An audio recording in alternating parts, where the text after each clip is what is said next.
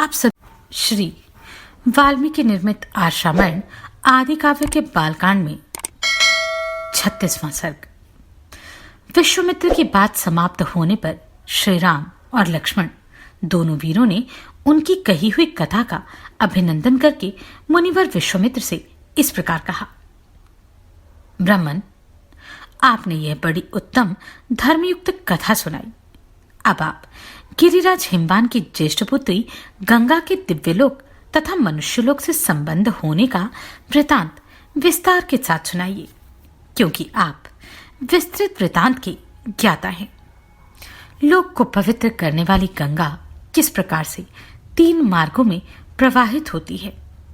सरिताओं में श्रेष्ठ गंगा की त्रिपतगा नाम से प्रसिद्धि क्यों हुई। धर्मज्ञ महर्षि तीनों लोकों में वे अपनी 3 धाराओं के द्वारा कौन कौन से कार्य करती हैं। श्री रामचंद्र जी के इस प्रकार पूछने पर तपोधन विश्वामित्र जी ने मुनि मंडली के बीच गंगा जी से संबंध रखने वाली सारी बातें पूर्ण रूप से कह सुनाई।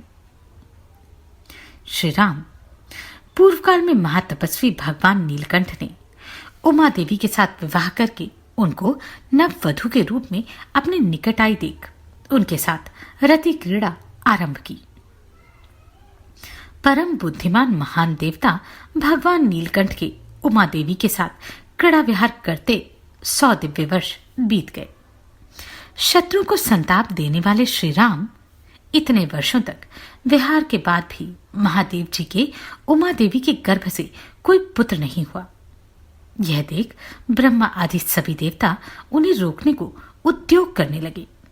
उन्होंने सोचा, इतने दीर्घकाल के पश्चात यदि रुद्र के तेज से उमा देवी के गर्भ से कोई महान प्राणी प्रकट हो भी जाए तो कौन उसके तेज को सहन करेगा।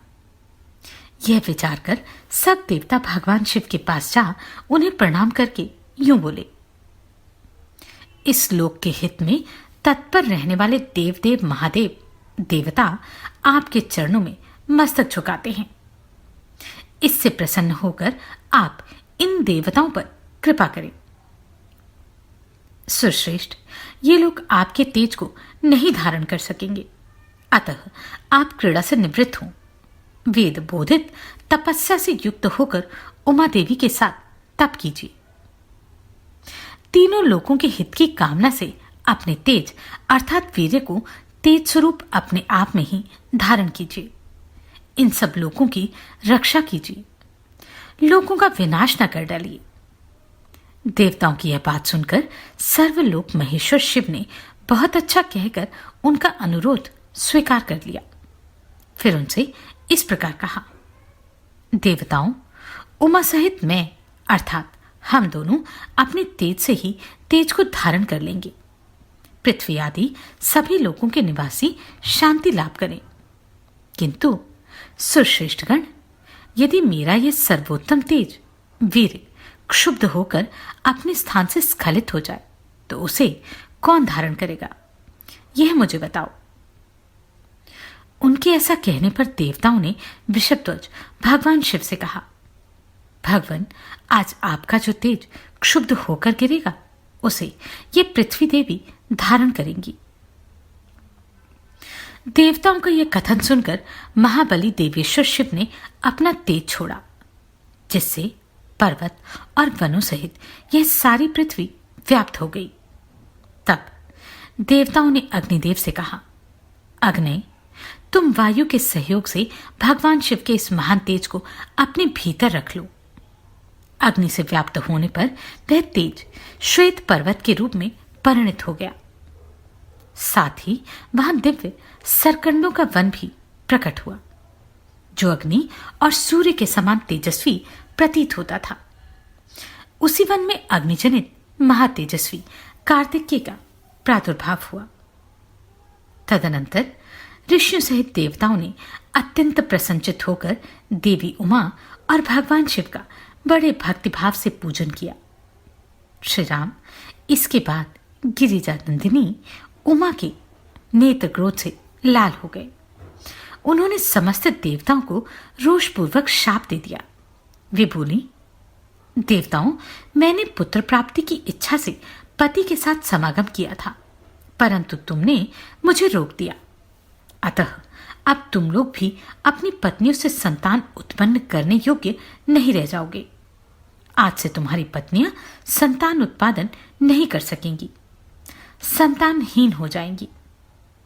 सब देवताओं से ऐसा कहकर उमा देवी ने पृथ्वी को भी शाप दिया। भूमि, तेरा एक रूप नहीं रह जाएगा, तू बहुतों की भार्या होगी। खोटी बुद्धि वाली पृथ्वी, तू चाहती थी कि मेरे पुत्र ना हो, अतः मेरे क्रोध से कलुषित होकर तू भी पुत्र जनित सुख का या प्रसन्नता का अनुभव ना कर सकेगी। उन सब देवताओं को उमा देवी के शाप से पीड़ित देख देवेश्वर भगवान शिव ने उस समय पश्चिम दिशा की ओर प्रस्थान कर दिया। वहां से जाकर हिमालय पर्वत के उत्तर भाग में उसी के एक शिखर पर उमा देवी के साथ भगवान महेश्वर तप करने लगे। लक्ष्मण सहित श्री राम, यह मैंने तुम्हें गिरिराज हिमवान की छोटी पुत्री उमा देवी का विस्तृत वृतांत बताया है। अब मुझसे गंगा के प्रादुर्भाव की कथा सुनो।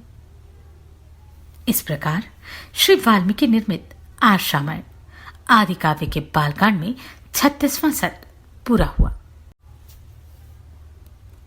श्री वाल्मीकि निर्मित आर्ष रामायण आदि काव्य के बालकांड में 37वां सर्ग। जब महादेव जी तपस्या कर रहे थे, उस समय इंद्र और अग्नि आदि संपूर्ण देवता अपने लिए सेनापति की इच्छा लेकर ब्रह्मा जी के पास आए। देवताओं को आराम देने वाले श्री राम, इंद्र और अग्नि सहित समस्त देवताओं ने भगवान ब्रह्मा को प्रणाम करके इस प्रकार कहा। प्रभु, पूर्व काल में जिन भगवान महेश्वर ने हमें बीज रूप से सेनापति प्रदान किया था, वे उमा देवी के साथ उत्तम तप का आश्रय लेकर तपस्या करते हैं। विधि विधान के ज्ञाता पितामह, अब लोकहित के लिए जो कर्तव्य प्राप्त हो उसको पूर्ण कीजिए, क्योंकि आप ही हमारे परम आश्रय हैं। देवताओं की यह बात सुनकर संपूर्ण लोगों के पितामह ब्रह्मा जी ने मधुर वचनों द्वारा उन्हें सांत्वना देते हुए कहा। देवताओं, गिरिराज कुमारी पार्वती ने जो शाप दिया है, उसके अनुसार तुम्हें अपनी पत्नियों के गर्भ से अब कोई संतान नहीं होगी। उमा देवी की वाणी अमोघ है, अतः वह सत्य होकर ही रहेगी, इसमें संशय नहीं है। ये है उमा की बड़ी बहन आकाशगंगा, जिनके गर्भ से शंकर जी के उस तेज को स्थापित करके अग्निदेव एक ऐसे पुत्र को जन्म देंगे जो देवताओं के शत्रुओं का दमन करने में समर्थ सेनापति होगा। ये गंगा गिरिराज की ज्येष्ठ पुत्री हैं, अतः अपनी छोटी बहन के उस पुत्र को अपने ही पुत्र के समान मानेंगी। उमा को भी यह बहुत प्रिय लगेगा, इसमें संशय नहीं है। रघुनंदन, ब्रह्मा जी का यह वचन सुनकर सब देवता कृतकृत्य हो गए। उन्होंने ब्रह्मा जी को प्रणाम करके उनका पूजन किया। श्री राम विविध धातुओं से अलंकृत उत्तम कैलाश पर्वत पर जाकर उन संपूर्ण देवताओं ने अग्निदेव को पुत्र उत्पन्न करने के कार्य में नियुक्त किया। वे बोले, देव हुताशन, यह देवताओं का कार्य है, इसे सिद्ध कीजिए। भगवान रुद्र के उस महान तेज को अब आप गंगा जी में स्थापित कर दीजिए। तब देवताओं से बहुत अच्छा कहकर अग्निदेव गंगा जी के निकट आए और बोले, देवी, आप इस गर्भ को धारण करें, यह देवताओं का प्रिय कार्य है। अग्निदेव की यह बात सुनकर गंगा देवी ने दिव्य रूप धारण किया। उनकी यह महिमा, यह रूप वैभव देखकर अग्निदेव ने उस रुद्र तेज को उनके सपोर बिखेर दिया। रघुनंदन, अग्निदेव ने जब गंगा देवी को सब ओर से उस रुद्र तेज द्वारा अभिषिक्त कर दिया, तब गंगा जी के सारे स्रोत उससे परिपूर्ण हो गए। तब गंगा ने समस्त देवताओं के अग्रगामी अग्निदेव से इस प्रकार कहा, देव, आपके द्वारा स्थापित किए गए इस बड़े हुए तेज को धारण करने में मैं असमर्थ हूं। इसकी आंच से जल रही हूं और मेरी चेतना व्यथित हो गई है। तब संपूर्ण देवताओं के भविष्य को भोग लगाने वाले अग्निदेव ने गंगा देवी से कहा, देवी, हिमालय पर्वत के पार्श्व भाग में इस गर्भ को स्थापित कर दीजिए। निष्पाप रघुनंदन, अग्नि की यह बात सुनकर महातेजस्विनी गंगा ने उस अत्यंत प्रकाशमान गर्भ को अपने स्तोत्रों से निकालकर यथोचित स्थान में रख दिया। गंगा के गर्भ से जो तेज निकला वह तपाए हुए जामुन नामक सुवर्ण के समान कांतिमान दिखाई देने लगा। गंगा सुवर्ण में मेरुगिरी से प्रकट हुई है, अतः उनका बालक भी वैसे ही रंग रूप का हुआ। पृथ्वी पर जहां वह तेजस्वी गर्भ स्थापित हुआ, वहां की भूमि तथा प्रत्येक वस्तु सुवर्णमयी हो गई। उसके आसपास का स्थान अनुपम प्रभा से प्रकाशित होने वाला रजत हो गया। उस तेज की तीक्ष्णता से दूरवर्ती भूभाग की वस्तुएं तांबे और लोहे के रूप में परिणित हो गई। उस तेजस्वी गर्भ का जो मल था वही वहां रांगा और सीसा हुआ। इस प्रकार पृथ्वी पर पड़कर वह तेज नाना प्रकार के धातुओं के रूप में वृद्धि को प्राप्त हुआ। पृथ्वी पर उस गर्भ के रखे जाते ही उसके तेज से व्याप्त होकर पूर्वोक्त श्वेत पर्वत और उससे संबंध रखने वाला सारा वन सुवर्ण में होकर जगमगाने लगा। पुरुष सिंह रघुनंदन, तभी से अग्नि के समान प्रकाशित होने वाले सुवर्ण का नाम जातरूप हो गया, क्योंकि उसी समय सुवर्ण का तेजस्वी रूप प्रकट हुआ था। उस गर्भ के संपर्क से वहां का तृण, वृक्ष, लता और गुल्म सब कुछ सोने का हो गया। तदनंतर इंद्र और मरुद्गणों सहित संपूर्ण देवताओं ने वहां उत्पन्न हुए कुमार को दूध पिलाने के लिए 6 कृतिकाओं को नियुक्त किया। तब उन कृतिकाओं ने यह हम सब का पुत्र हो ऐसी उत्तम शर्त रखकर इस बात का निश्चित विश्वास लेकर उस नवजात बालक को अपना दूध प्रदान किया। उस समय सब देवता बोले, यह बालक कार्तिकेय कहलाएगा और तुम लोगों का त्रिभुवन विख्यात पुत्र होगा, इसमें संशय नहीं है।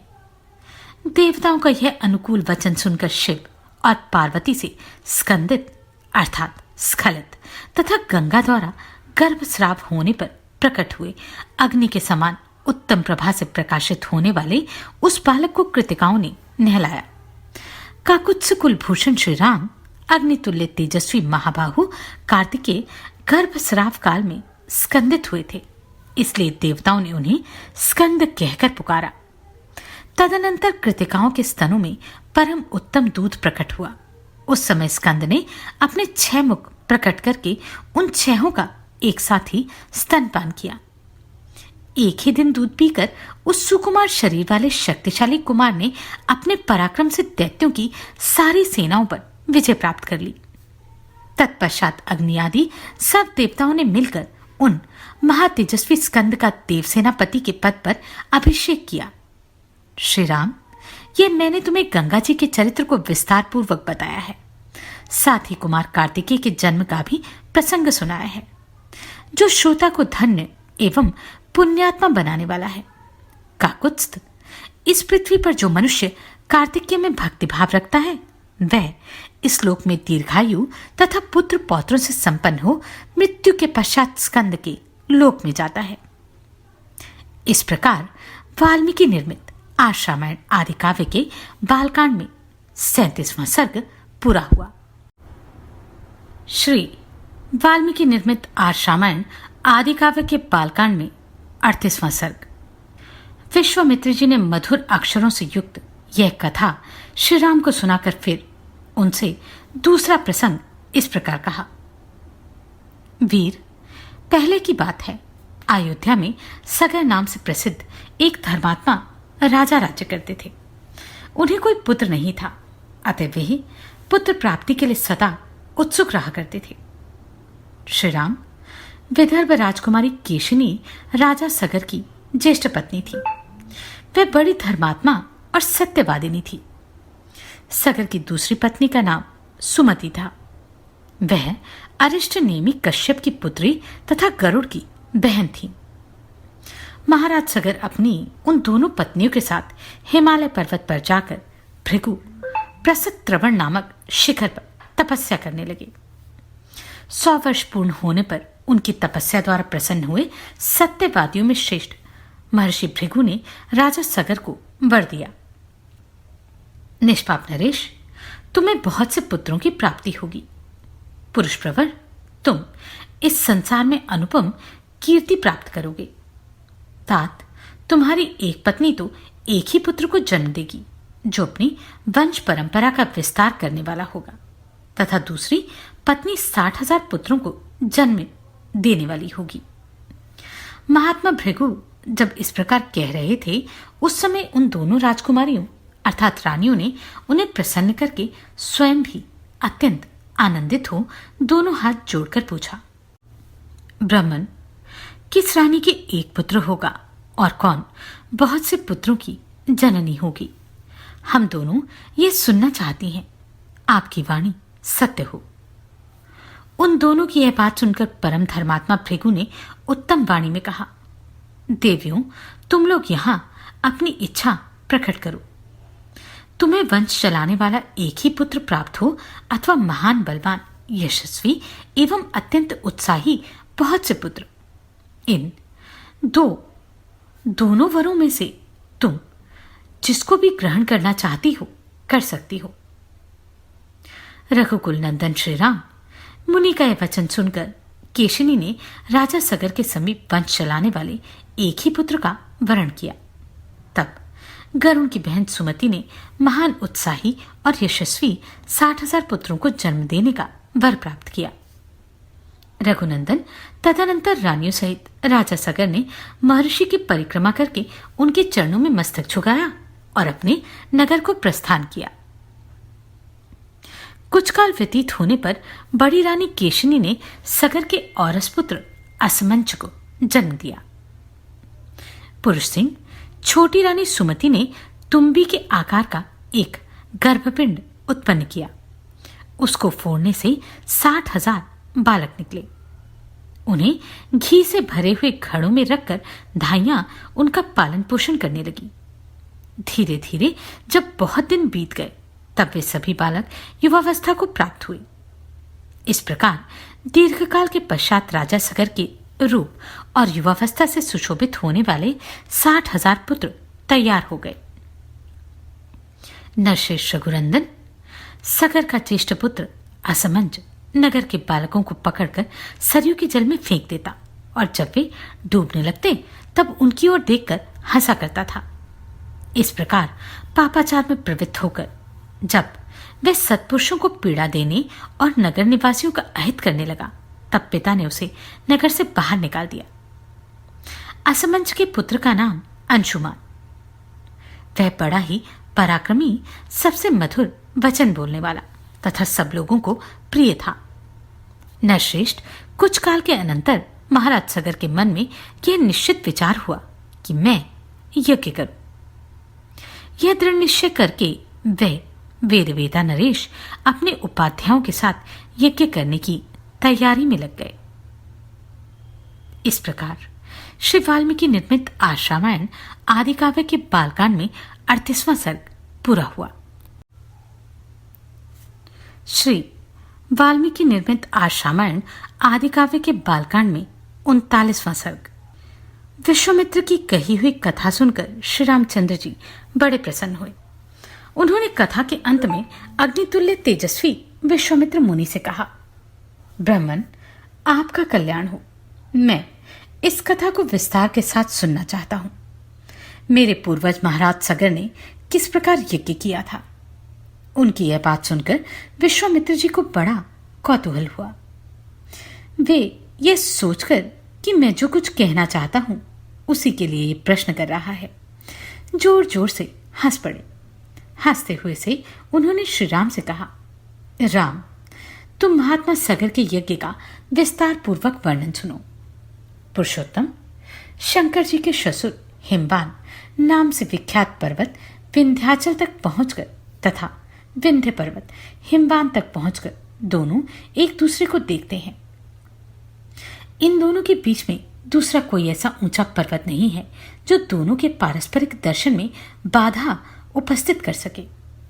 इन्हीं दोनों पर्वतों के बीच आर्यव्रत की पुण्य भूमि में उस यज्ञ का अनुष्ठान हुआ था।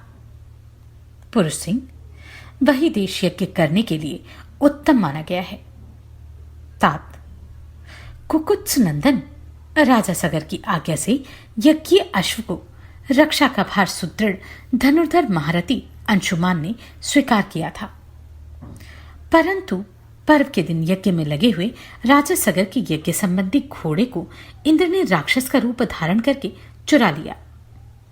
काकुत्स्थ महामना सागर के उस अश्व का अपहरण होते समय समस्त ऋत्विजों ने यजमान सगर से कहा, ककुत्स नंदन, आज पर्व के दिन कोई इस यज्ञ संबंधी अश्व को चुराकर बड़े वेग से लिए जा रहा है।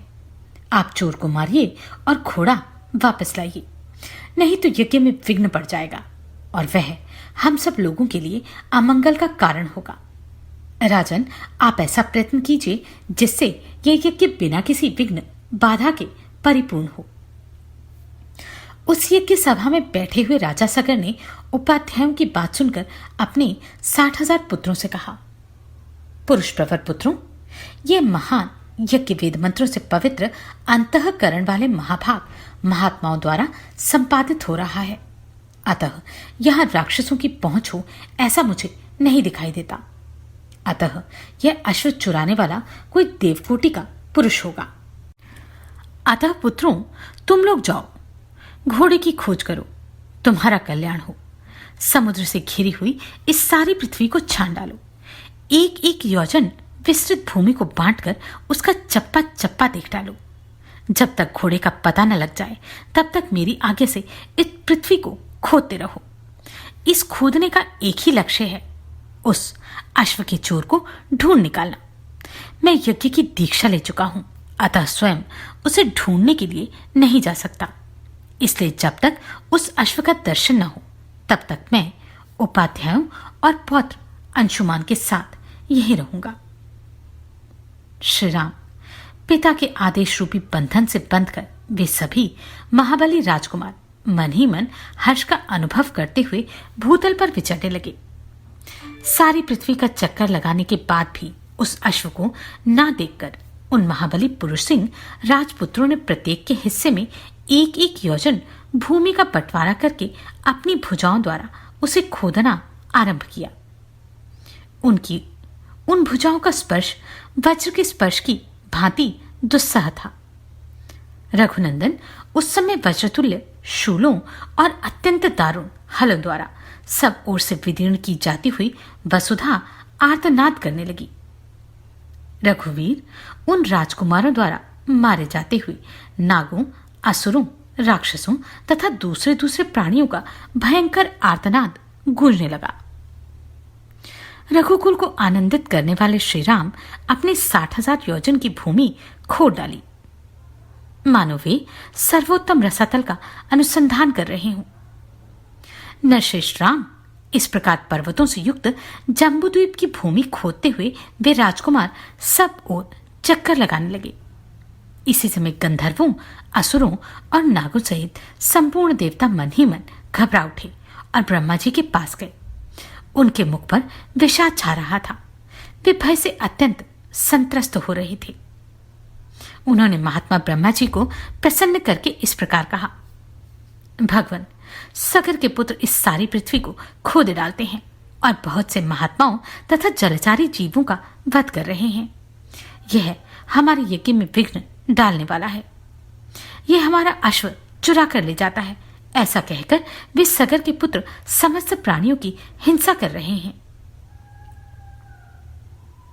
इस प्रकार श्री वाल्मीकि निर्मित आर्ष रामायण आदि काव्य के बालकांड में 39वां सर्ग पूरा हुआ। श्री वाल्मीकि निर्मित आर्ष रामायण आदि काव्य के बालकांड में 40वां सर्ग। देवताओं की बात सुनकर महर्षि ब्रह्मा जी ने कितने ही प्राणियों का अंत करने वाले सगर पुत्रों के बल से मोहित एवं भयभीत उन देवताओं से इस प्रकार कहा, देवगण, यह सारी पृथ्वी जिन भगवान वासुदेव की वस्तु है, जिन भगवान लक्ष्मीपति की यह रानी है, वे ही सर्वशक्तिमान भगवान श्रीहरि कपिल मुनि का रूप धारण करके निरंतर इस पृथ्वी को धारण करते हैं। उनकी कोपाग्नि से ये सारे राजपुत्र जलकर भस्म हो जाएंगे। पृथ्वी का यह भेदन सनातन है, प्रत्येक कल्प में अवश्यंभावी है। श्रुतियों और स्मृतियों में आए हुए सगर आदि शब्दों से यह बात सुस्पष्ट ज्ञात होती है। इसी प्रकार दूरदर्शी पुरुषों ने सगर के पुत्रों का भावी विनाश भी देखा ही है, अतः इस विषय में शोक करना अनुचित है। ब्रह्मा जी का यह कथन सुनकर शत्रु का दमन करने वाले 33 देवता बड़े हर्ष में भरकर जैसे आए थे उसी प्रकार पुनः लौट गए। सगर पुत्रों के हाथ से जब पृथ्वी खोदी जा रही थी, उस समय उससे वज्रपात के समान बड़ा भयंकर शब्द होता था। इस प्रकार सारी पृथ्वी खोदकर तथा उसकी परिक्रमा करके वे सभी सगर पुत्र पिता के पास खाली हाथ लौट आए और बोले, पिताजी, हमने सारी पृथ्वी छान डाली। देवता, दानव, राक्षस, पिशाच और नाग आदि बड़े बड़े बलवान प्राणियों को मार डाला, फिर भी हमें ना तो कहीं अश्व दिखाई दिया और ना अश्व का चुराने वाला ही। आपका भला हो, अब हम क्या करें? इस विषय में आप ही कोई उपाय सोचिए। रघुनंदन, पुत्रों का यह वचन सुनकर राजाओं में श्रेष्ठ सगर ने उनसे कुपित होकर कहा, जाओ फिर से सारी पृथ्वी खोदो और उसे विदीर्ण करके घोड़े के चोर का पता लगाओ। चोर तक पहुंचकर काम पूरा होने पर ही लौटना। अपने महात्मा पिता सगर की यह आज्ञा शिरोधार्य करके वे 60,000 राजकुमार रसातल की ओर बढ़े और रोष में भरकर पृथ्वी खोदने लगे। इस खुदाई के समय ही उन्हें एक पर्वताकार दिग्गज दिखाई दिया, जिसका नाम विरूपाक्ष था। वह इस भूतल को धारण किए हुए था। रघुनंदन, महान गजराज विरूपाक्ष ने पर्वत और वनों सहित इस संपूर्ण पृथ्वी को अपने मस्तक पर धारण कर रखा था। काकुत्स्थ, वह महान दिग्गज जिस समय थककर विश्राम के लिए अपने मस्तक को इधर उधर हटाता था, उस समय भूकंप होने लगता था। श्री राम पूर्व दिशा की रक्षा करने वाले विशाल गजराज विरूपाक्ष की परिक्रमा करके उसका सम्मान करते हुए वे सगरपुत्र रसातल का भेदन करके आगे बढ़ गए। पूर्व दिशा का भेदन करने के पश्चात वे पुनः दक्षिण दिशा की भूमि को खोजने लगे। दक्षिण दिशा में भी उन्हें एक महान दिग्गज दिखाई दिया। उसका नाम था महापद। महान पर्वत के समान ऊंचा वह विशालकाय गजराज अपने मस्तक पर पृथ्वी को धारण करता था। उसे देखकर उन राजकुमारों को बड़ा विस्मय हुआ। महात्मा सगर के वे 60,000 पुत्र उस दिग्गज की परिक्रमा करके पश्चिम दिशा की भूमि का भेदन करने लगे। पश्चिम दिशा में भी उन महाबली सगर पुत्रों ने महान पर्वताकार दिग्गज सोमनस का दर्शन किया। उसकी भी परिक्रमा करके उसका कुशल समाचार पूछकर वे सभी राजकुमार भूमि खोदते हुए उत्तर दिशा में जा पहुंचे। रघुश्रेष्ठ, उत्तर दिशा में उन्हें हिम के समान श्वेतभद्र नामक दिग्गज दिखाई दिया, जो अपने कल्याणमय शरीर से इस पृथ्वी को धारण किए हुए था। उसका कुशल समाचार पूछकर राजा सगर के वे सभी 60,000 पुत्र उसकी परिक्रमा करके भूमि खोदने के काम में जुट गए। तदनंतर सुविख्यात पूर्वोत्तर दिशा में जाकर उन सगर कुमारों ने एक साथ होकर रोषपूर्वक पृथ्वी को खोदना आरंभ किया। इस बार उन सभी महामना महाबली एवं भयानक वेगशाली राजकुमारों ने वहां सनातन वासुदेव स्वरूप भगवान कपिल को देखा। राजा सगर के यज्ञ का वह घोड़ा भी भगवान कपिल के पास ही चल रहा था। रघुनंदन, उसे देखकर उन सभी को अनुपम हर्ष प्राप्त हुआ। भगवान कपिल को अपने यज्ञ में विघ्न डालने वाला जानकर उनकी आंखें क्रोध से लाल हो गईं। उन्होंने अपने हाथों में खेती, हल और नाना प्रकार के वृक्ष एवं पत्थरों के टुकड़े ले रखे थे। वे अत्यंत रोष में भरकर उनकी ओर दौड़े और बोले, अरे खड़ा रहे, खड़ा रहे। तू ही हमारे यज्ञ के घोड़े को यहां चुरा लाया है। दुर्बुद्धे, अब हम आ गए हैं, तू समझ ले, हम महाराज सगर के पुत्र हैं। रघुनंदन, उनकी बात सुनकर भगवान कपिल को बड़ा रोष हुआ और उस रोष के आवेश में ही उनके मुंह से एक हुंकार निकल पड़ी। श्री राम, उस हुंकार के साथ ही उन अनंत प्रभावशाली महात्मा कपिल ने उन सभी सगर पुत्रों को जलाकर राख का ढेर कर दिया। इस प्रकार श्री वाल्मीकि निर्मित आज रामायण आदि काव्य के बालकांड में 40वां सर्ग पूरा हुआ।